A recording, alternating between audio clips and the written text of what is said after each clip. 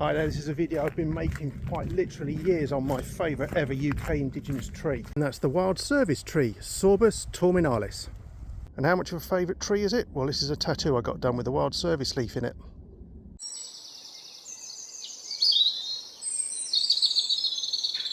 I'll list some of the traditional uses that the checkers and the wild service had in the notes at the bottom.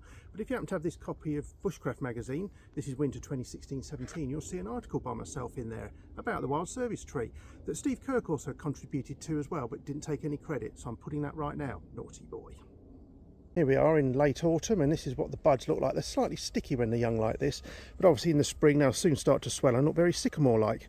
Soon the leaves start to show, and then the lovely hawthorn-like blooms will appear, followed very quickly by the fruits, the checkers.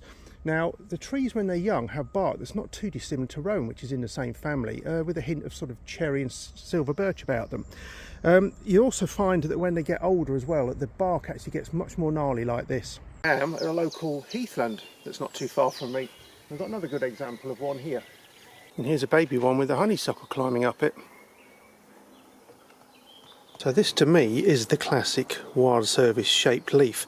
That's obviously the apex there, and it always seems to have these two big outriding pointers here.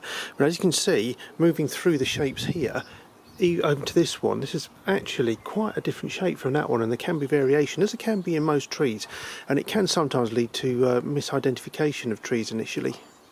I've got three other leaves as well as the wild service tree leaf, of course, and I'm going to show you in close-up, and ones that I've fallen for initially thinking, oh, I found a really big example, and it wasn't. That's Guelder Rose, that's Peduncular Oak, that's wild service, and that's field maple. Here we are, it's nearly November and the checkers are coming along really well. Look at the size of those. It's been a cracking year for them this year, and these are ready to pick because they're bletted, which is where they feel a little bit squidgy. Picking them can be a messy business if they're really bletted, but there's one easy way to clean your hands up. Nice. Also worth looking on the ground at this time of year because they quite often fall down in good numbers. One theory where the name checkers comes from is to do with the colour when you pick them, depending if they're not quite bletted or bletted, and they look like a gaming board. The good thing is with checkers, a lot of them grow so high up, even if you go on a frenzy of foraging, there's still going to be loads and loads left that you can't reach anyway. Okay, so I picked a few bletted ones to bring back home. We'll have a look at them in detail. So there we go, a little taster to look at. So when they are ripened, they're actually good eating. They're a cross between sort of, I think, Christmas mincemeat, exotic fruit, overtones in the background. They're quite gelatinous as well. You can see here, very squidgy when they're ready. But what you need to do is make sure that you get these little seeds out first because they've got cyanide in them. You don't want to be eating those. This is a deconstructed checkers. That's a usable fruit. That's the seeds, which come in a little casing like that. So that's from another checkers. And this is the skin. The actual type of fruit it is called a pome, which is the same as like an apple and a pear, unlike things like cherries, which are dupes. You can see here the before and after, the difference in colour of the fruit and indeed the stalks.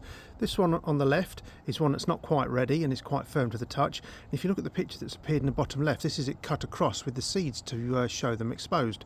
And the one on the right here is fully bletted and quite squidgy, and you can see that's a slightly yellowed stem to it as well. There are a couple of other common sorbus types that you might find in the UK. On the right we have the pome of the white beam, that's Sorbus aurea, and the one in the middle is rowan, Sorbus acuparia. And the wood is also good for carving. This is a whistle I made for Bear Grylls when he was sworn in as Chief Scout at a camp some years ago. And here are the forage checkers made into curd, fruit cheese and a leather. So the video started in the autumn and I'm going to end there too. The leaves are no slouches when it comes to colour. They are gorgeous.